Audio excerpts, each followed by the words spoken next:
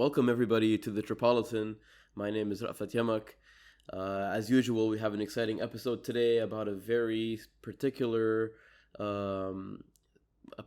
topic of the Syrian uprising, dealing mostly with the Kurdish population in Syria and more specifically the YPG, the People's Protection Units. We have a very exciting guest with us today. His name is Obaida Hitto. Obaida Hitto is a Syrian-American journalist based in Istanbul. He has a BA in psychology from the University of Texas at Dallas and is a master's candidate in international relations and political science at Istanbul Sabahettin Zaim University. Welcome to the Tripolitan, Obaida. Thank you. Thank you for having me. I appreciate it. I hope I said the university right. I might have said it in an Arabic accent, Sabahettin.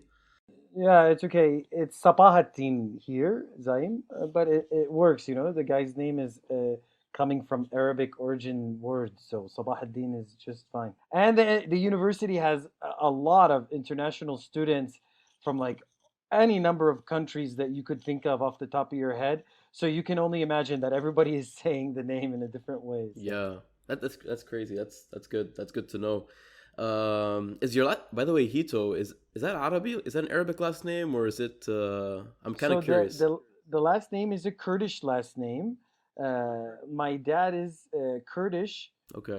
from Kurdish descent. He grew up in Damascus, though. So in Syria, there's Kurds, you know, in many parts of Syria. Mm-hmm. There's a group of them who are in Damascus, and they refer to them as Akrad al-Sham, you know, like the Kurds of Damascus. Mm-hmm. And they're mostly in a neighborhood called Rukn al-Din. Okay. And in Rukn al-Din, this is where, you know, there are a lot of Kurdish families, very old Kurdish families. Many of them also have relatives in other parts of Syria. But these are all Kurds that settled in Damascus. And most of them, I shouldn't say most, like there's a different culture to the Kurds that are in Damascus in the sense that many of the families in Damascus who are from Kurdish descent don't necessarily speak Kurdish. Mm-hmm. Part of my dad's family speaks Kurdish and part of it doesn't. Okay. But they are all from Kurdish descent. Interesting. Interesting. So basically, Yeah. like a lot of the Kurds in Damascus, they've become Arabicized a little bit over the I mean, generations. it's a cultural thing, you Yeah. know, because in Damascus it's like a metropolitan city. There's different kind of culture there. There's different kind of politics there, Mm-hmm. and it's disassociated from the Kurdish kind of society that's dominant in northern Syria, in Mm-hmm. places where there are entire villages and towns where they only speak Kurdish, Right. right? So Right. they're the minority in Damascus, so they kind of took on this Damascene identity. Interesting. Yeah, Ubaida, one of the reasons why I kind of wanted to delve into this topic that I had kind of briefly mentioned in the introduction is the recent attack on the SAMS hospital, the Syrian-American Medical Society, I think is the abbreviation, in the hospital in Afrin. Yeah. And the local authorities in Afrin and Turkey have pointed their fingers to the YPG. And obviously, this is a gross violation of international law. Hitting a hospital in this way, it was and a lot of fingers are being pointed to possibly YPG groups in Tel Rifat, which is under the Syrian government basically rule. So that's one of the reasons why I wanted to kind of touch back on this topic on the YPG and the Kurds in Syria. So I want to kind of start off with just a basic introduction of who the Kurds are. Now, according to statistics, Kurds make up about 10% of Syria's population, and a lot of times the media, they paint the Kurds as some kind of monolith. They'll just basically refer to them as the Kurds, but as we know, there's various political parties within the Kurdish society in Syria. Would you mind kind of going over like that So look, misconception and kind of dispelling it? this term, the Kurds, Yep. especially when it comes to Syria, has been used and abused, I should say. You mentioned that the Kurds have become a kind of a monolith in the eyes of Western media. Mm-hmm. But I think a better way of explaining it would be to say that the YPG and its relative groups. Hmm. There are a whole number of groups. We can get into that later if you like. Yeah.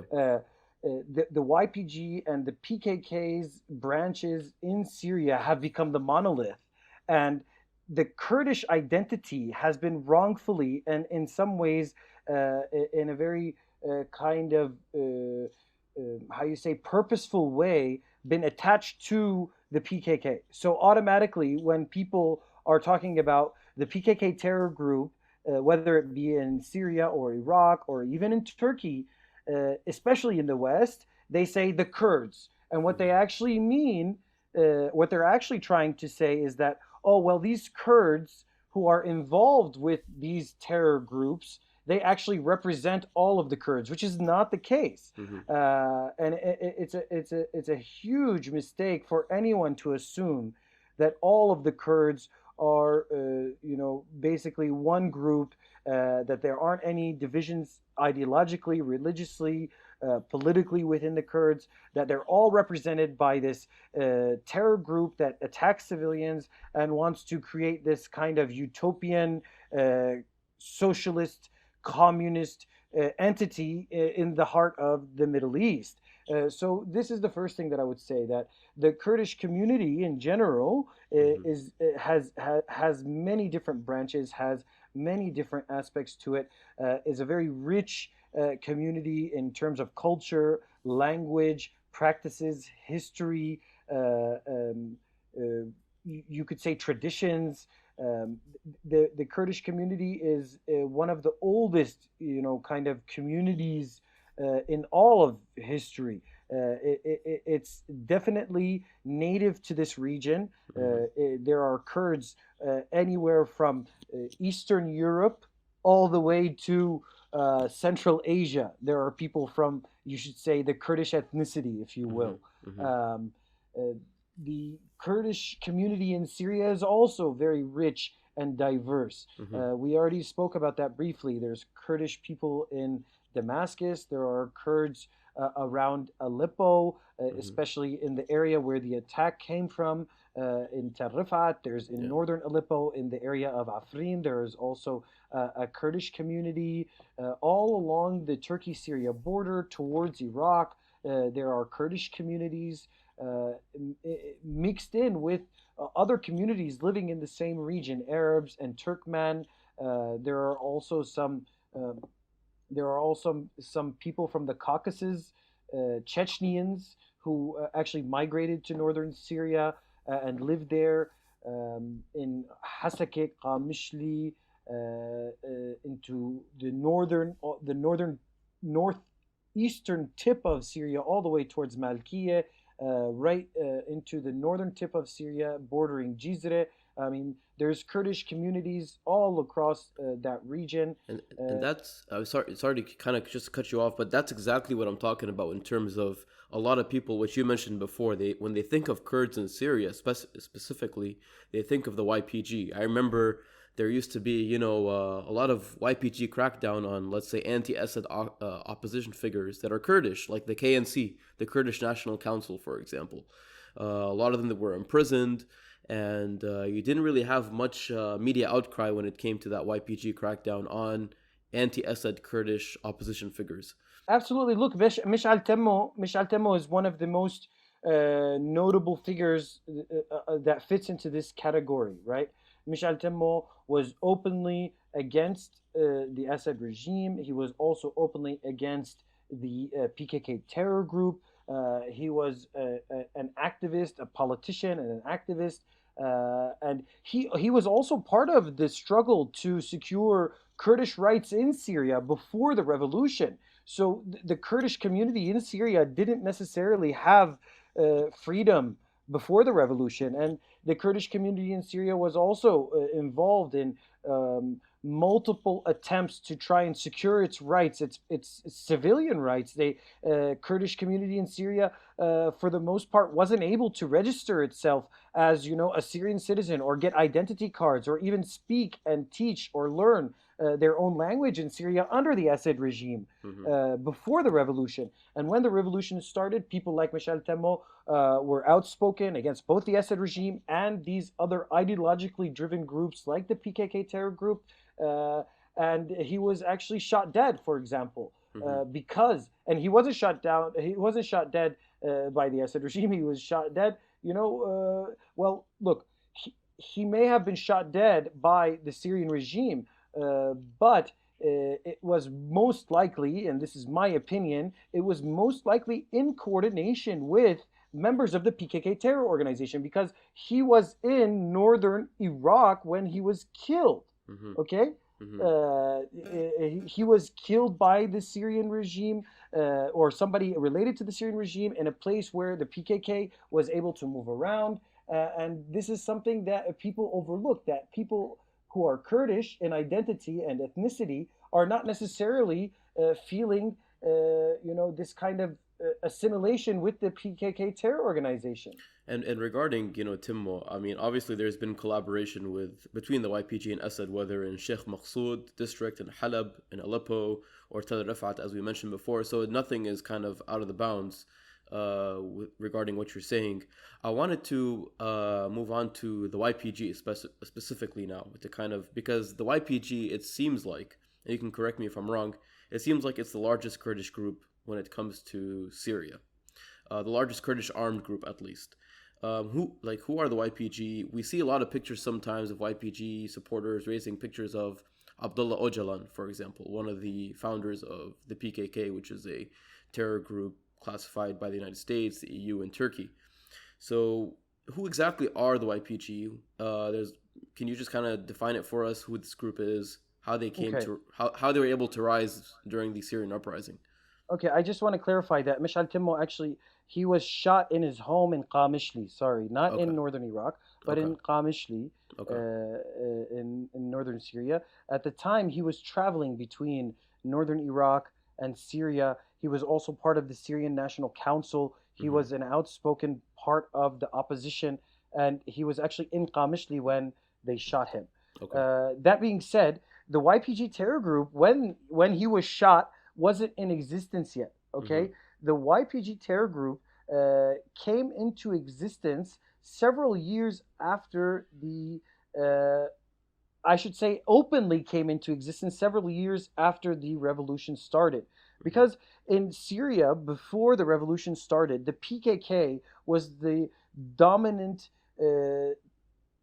presence for these groups that were calling basically for freedom and rights and independence for Kurdish people. The PKK was the one that was known to be using this kind of calling card and slogan to advocate for for Kurdish rights. And they had several different kinds of bodies in existence inside Syria, whether they were political or they were social, and they had a very elaborate kind of system where they recruited young men and young women to be politically active, to be active in their organizations, and they operated somewhat underground.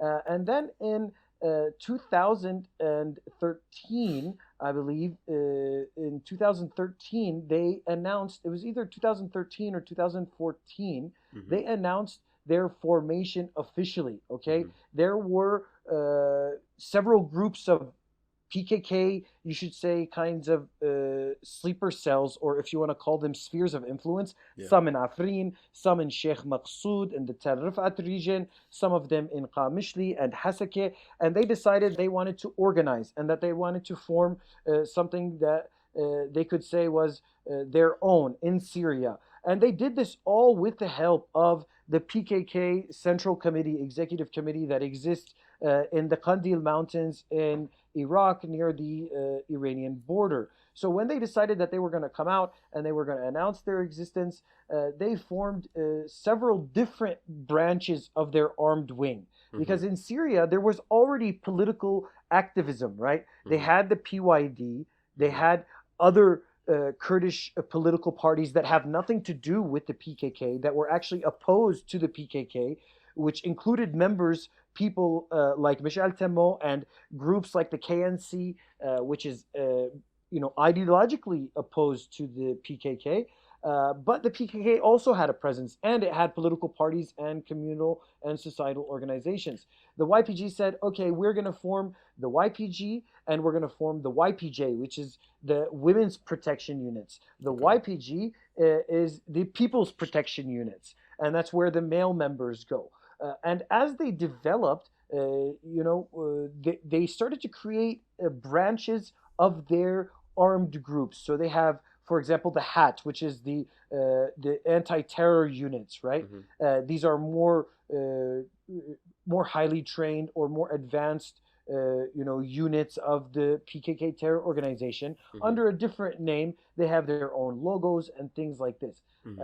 And by let's say 2017, this is all happening as the fight against Daesh is going on, right? Mm-hmm. So they're this kind of secretive group that has organized underneath the banner of the YPG with Mm-hmm. direct support from the PKK. Mm-hmm. They've organized themselves into these small groups, and they're not really carrying out huge operations until 2015, when everything changed, because America said that they were going to help the Kurds. Again, we come back to this kind of rhetoric. Yeah. They were going to help the Kurds defeat these Islamic fundamentalist terrorists. Mm-hmm. And that's when this situation gets a little bit conflated.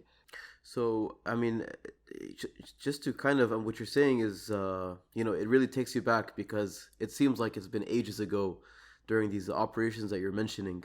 But it seems like even with what you're saying, like the YPG still failed to garner like support, not just from Kurdish populations, but from non-Kurdish populations. As you know, there were reports of ethnic expulsions in predominantly Arab areas, for example, like Tel Abyad, which prompted, I think, the United States to kind of also to, let's say, ease some of the concerns for Turkey to create something called the SDF, the Syrian Democratic Forces, to dilute the predominance of the YPG, if I can kind of say those terms. And SDF, correct me if I'm wrong, Obaida, I think it's 2015 is when they started, around that time, 2015, Yeah. 20, yeah. Like, do you feel like the SDF was a successful experiment in terms of its foundation with YPG and non-YPG groups merging together? How do you assess the SDF and its purpose? Look, the SDF is an experiment that I don't think the Americans are the ones who came up with that experiment. I think the people who are behind the YPG, the PKK itself, offered this up to the Americans, because the PKK had already been engaged in this kind of recruitment and this kind of positioning in terms of media coverage and PR campaigning even before the Americans got involved, because the YPG actually took over many of the territories that it took over early on in the revolution in coordination with the Assad regime and through negotiations with local communities, right? In 2012, in 2013, in 2014, the YPG entered into areas like Kobani, into areas like Amude, into areas like Tel Abyad, into areas like Afrin, and to areas including Sheikh Maqsood, Tel Rifat, all into Raqqa, parts of northern Raqqa, rural Raqqa, even north of Raqqa towards Rmeilan. They took over the Yarubiya border crossing. They actually controlled international border crossing. But they did all of this. They did all of this by recruiting Arabs, by paying off tribes, by negotiating with the Assad regime. The Assad regime literally retreated from Afrin and handed it over to the YPG terror group, because the Assad regime knew that the YPG posed a threat to Turkey and this would piss off Turkey. And so the regime said, okay, we'll leave, you guys can have it. The Assad regime did the same thing in multiple places along the Turkey-Syria border in coordination with the YPG and the PKK. So in my opinion, this idea was not necessarily the Americans, but the way that the PKK was able to sell it to the Western media and to the international community was by saying, the Americans, they decided that they wanted to create the Syrian Democratic Forces. There's a famous quote from one of the American generals. He was the original one, and I can't remember his name for the life of me right now. Mm-hmm. And he actually testified to this in front of either the Congress or Senate. And he said, "Yeah, we made up this name. We said we wanted to give them a new identity. We suggested to them to use democratic in the name, and we wanted to help them, change their identity in the international community. And they chose this name system, the Syrian Democratic Forces. And they said, oh, see, it's not only about the YPG, it's not only about Kurds, it's not only about the PKK, it's about Arabs and Christians and Yazidis and Turkmen and this and that. And everybody is working together here in the Syrian Democratic Forces to fight the Daesh terrorists." And this is, I think, in my opinion, a strategy that the PKK offered up to the Americans. They said, look, we're willing to play ball with you guys. We're willing to change our names, to change our strategies, to change our ideology, at least on the surface, in order to get your support, if that's what it takes. But And in Obaida, 2000, when you say the PKK offered, that kind of idea to the United States, was it the PKK or was it like the Syrian arm, like the YPG? I know you kind of use the two groups interchangeably. look, what Yeah. we're seeing, this is something that a lot of people have, discussed over the years and tried to understand better. And every time we get an official statement from an official voice, like a U.S. Military commander or a U.S. politician, or even, let's say, Iraqi officials in Turkey, the position is very clear. And we even heard admissions from Europeans that YPG is no different than the PKK. The YPG is the Syrian wing of the PKK terrorist organization. There are individuals who are in the command structure of the YPG and the Syrian Democratic Forces who are wanted and have Interpol notices on their names for being members of the PKK terror organization, for carrying out terror attacks against civilians, not only in Syria, but in Turkey and Iraq as well. And it's become very clear that America was basically duped into falling into this PKK trap. The PKK tried to convince America that, hey, we're really not that bad. America has already listed the terror group, the PKK, as a terror group, So America knew what they were getting themselves into, but they figured, maybe they've changed. It's been a lot of years. Maybe things are different now. But the fact is that the case is the same. The same people who are involved with the PKK terror group's operations over the last 20 years are the same people who are involved with the YPG's operations in Syria over the past 10 years. So they don't have plausible deniability. They can't say we have nothing to do with the PKK terror organization. Mazlum Abdi, Farhad Abdi Shaheen, his real name is. He is a wanted terrorist. There's an Interpol notice for his name. What's his ties to YPG, for the sake of the audience, Obaida? Mazlum Abdi is the commander, you could say, of the SDF, the Syrian Democratic Forces. Okay? But the Syrian Democratic Forces are an umbrella organization. So if the SDF wants to say, oh, we have nothing to do with the YPG, or we have nothing to do with the PKK, and the YPG wants to say we have nothing to do with the PKK, why is one of their members, Farhad Abdi Shaheen, Muslim Abdi, involved with the SDF command structure? And he's a wanted terrorist, and there's an Interpol notice out for him.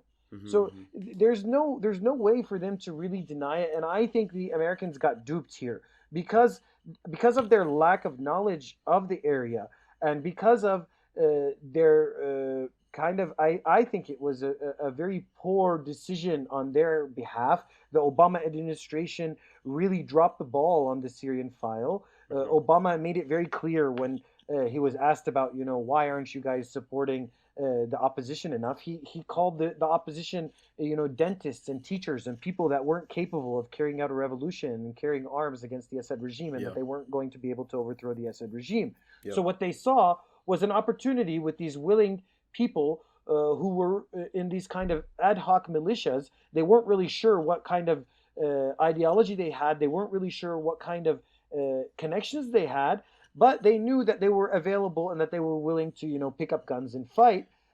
But when they got involved, they realized, oh well, we kind of know some of these guys from before because they're PKK members, and then at that point it was too late because they needed somebody willing and able to carry out that fight for them on the ground while they were carrying out the Operation Inherent Resolve. Yeah, well, the thing is that Turkish intelligence, they've kind of communicated to the United States several times when it comes to some of these, Kurdish groups like the YPG.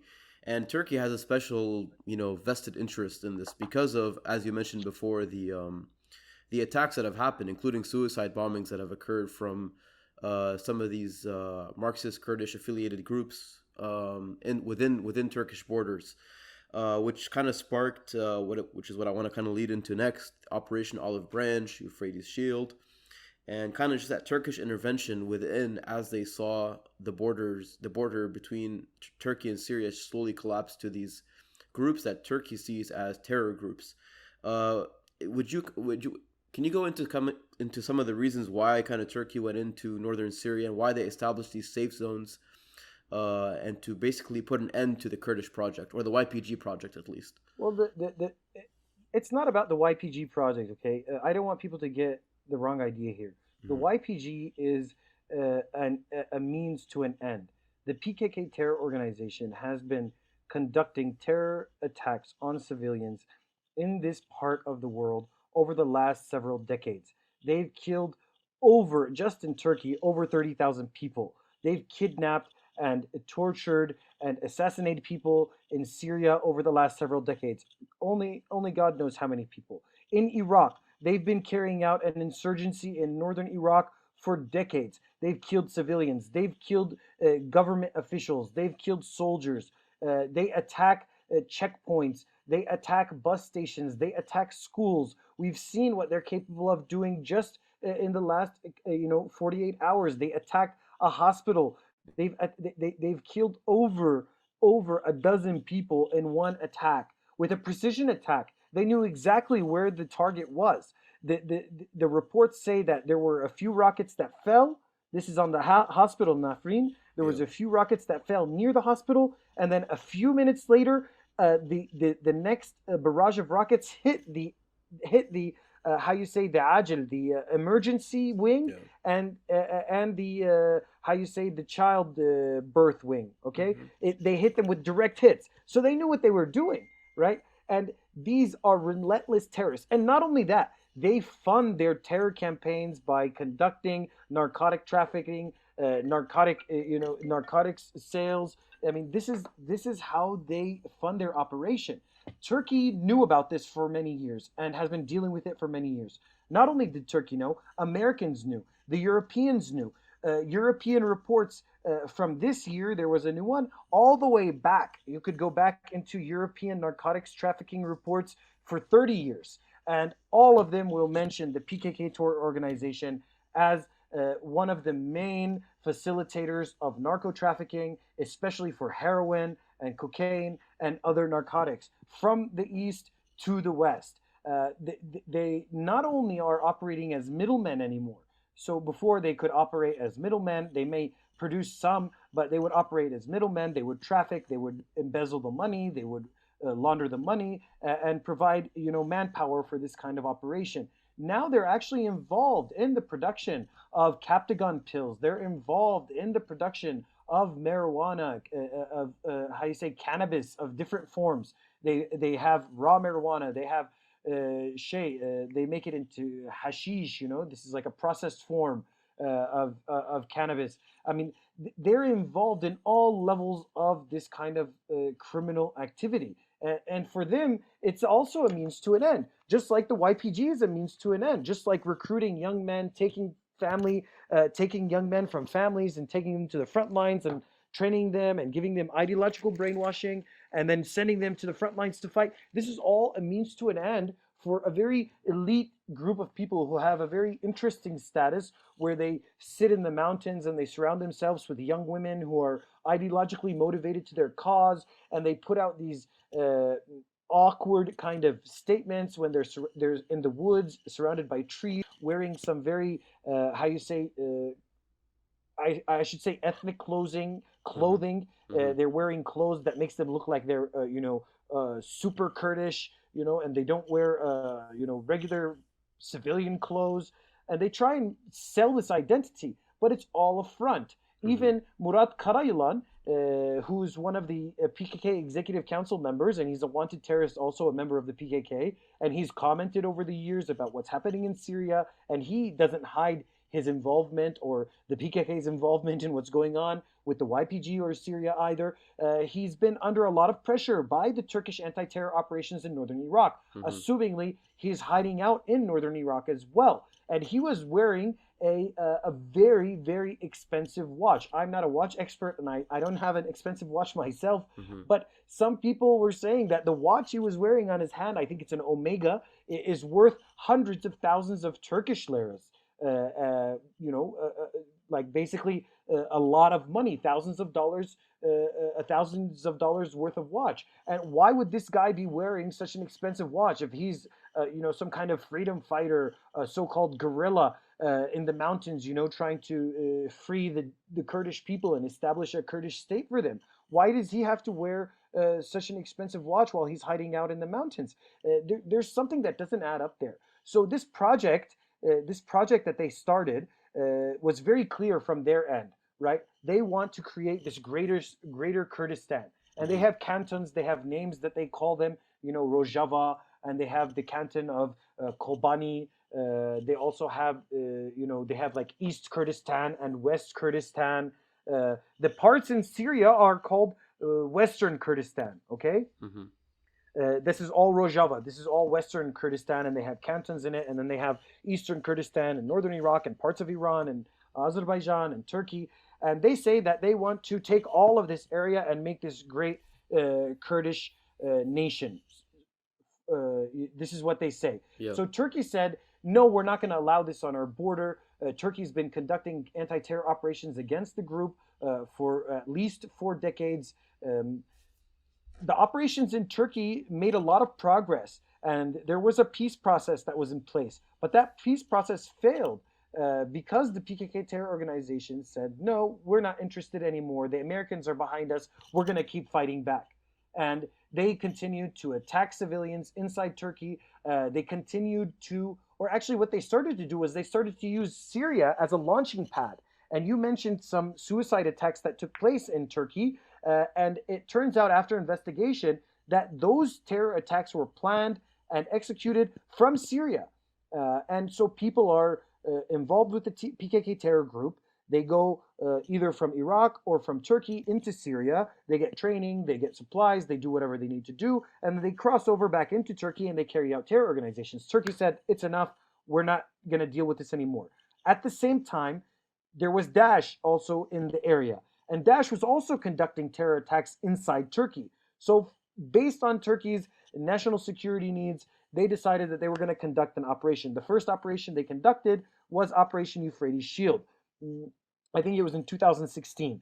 And that operation was basically against both the YPG and the Daesh terror group because it was a mixed bag of adversaries, you should say, because the opposition was also on the run. The opposition was also trying to save face because it was being overrun by the Daesh terror group. And so Turkey entered into Azaz, it entered into Jarablus, it entered into an area in northern Syria that's known as Dabiq.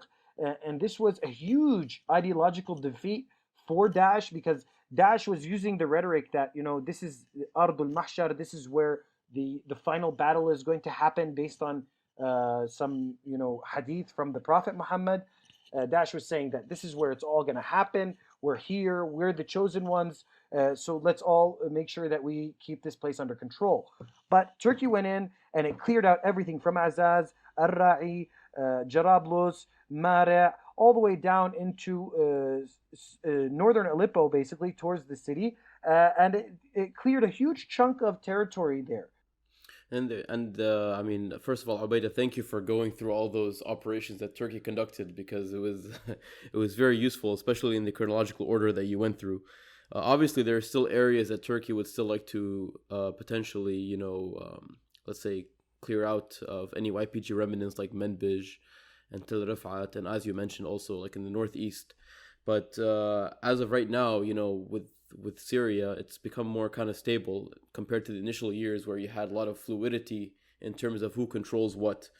So based on that, based on how kind of the YPG or the SDF, I guess, if that's the more appropriate term, they control everything basically east of the Euphrates River. How do you see the future of the areas that are held under the SDF? Do you see it going back to Assad? Do you see it just kind of remaining as an autonomous region? What are your kind of thoughts on that in terms of the future? The future is unknown. Nobody really knows what's going to happen in the future. The Biden administration hasn't taken the time to express any official position on where it will take its Syria policy. Turkey is clear that it wants to neutralize any threat that's posed to its national security. Iraq, also the Iraqi government and the KRG, in general terms, I should say, are supportive of neutralizing the threat posed by the PKK terror organization, because the Iraqi government and the KRG want to maintain some resemblance of centralized control and central governance. And the PKK is a threat to that because it's a terror organization and they don't operate within the purview of like organized government. So they're also interested in making sure that they don't pose a threat to them.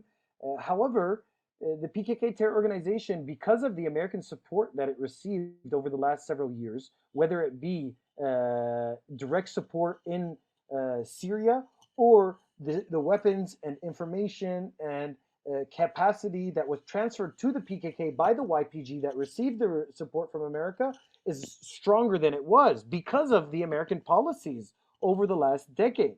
So instead of having a weakened and less capable terror organization, we're actually looking at a terror organization that's more advanced and more capable than it was 10 years ago.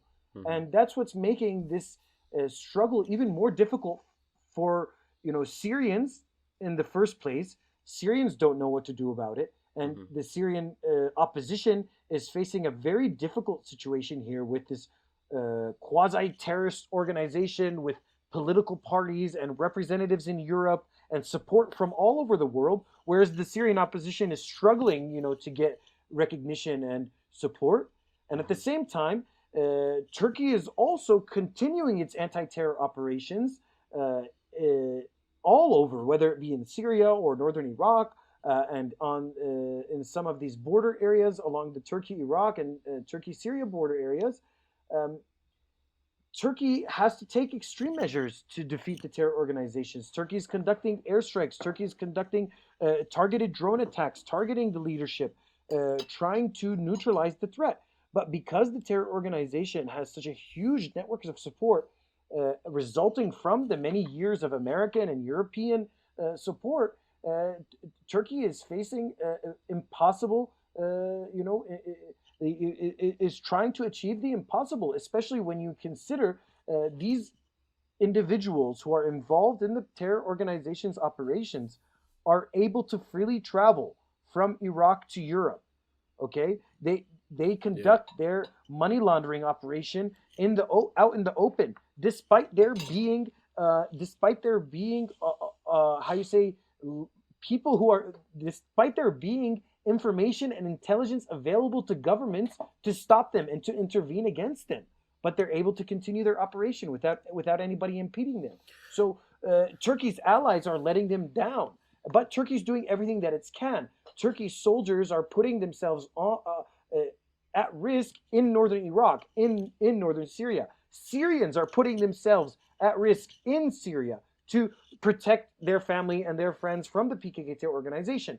But the question is, why is the PKK terror organization able to pose a threat to all of these people with the support that they receive from Europe and America? And then Europe and America has the luxury of saying, oh, well, we want democracy and we want freedom and safety and stability and security for everyone. So when you ask me about the future, I would say that nobody really knows what the future holds because this situation is so dynamic and so convoluted that even if America and Europe decided today that they were going to stop providing support to the PKK terror organization, to the YPG, to any of their other related branches. They were going to pull out and that they were going to leave all of this behind. What they're going to leave behind is a huge problem that they created for the people in the region to resolve. You know, as you mentioned, the issue is so complex, and what I do know for sure is, you know, based on what you said, is that the situation is unsustainable. It can't proceed like this.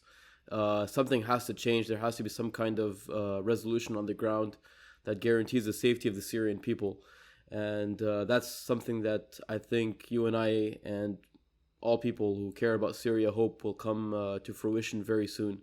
I want to thank you, Obaida, so much for your time today and for your in-depth answers to all the questions.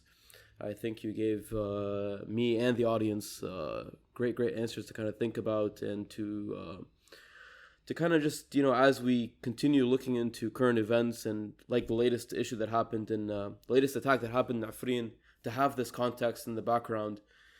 And we can only just pray that the issue resolves and stability comes back to Syria and its people. Thank you again so much, Obaida. Thank you, Rafat. I hope I can, join your show again. I hope everybody benefits. Inshallah. Hopefully, if there's any wrong information that I gave, it's because I'm here, with this ADHD problem of mine, No trying worries. to recall information from my mind.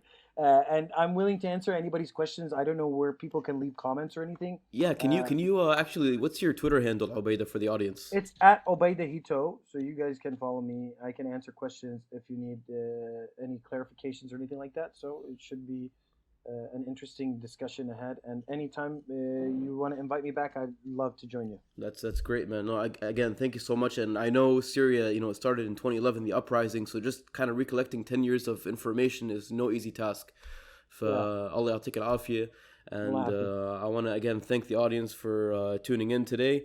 And please feel free to follow Obaida Hitto. And any questions, please leave comments, or you can direct message the Tripolitan. We're on Instagram and Facebook and Twitter. And you can find us on multiple podcast mediums as well, including Spotify and Google Podcast.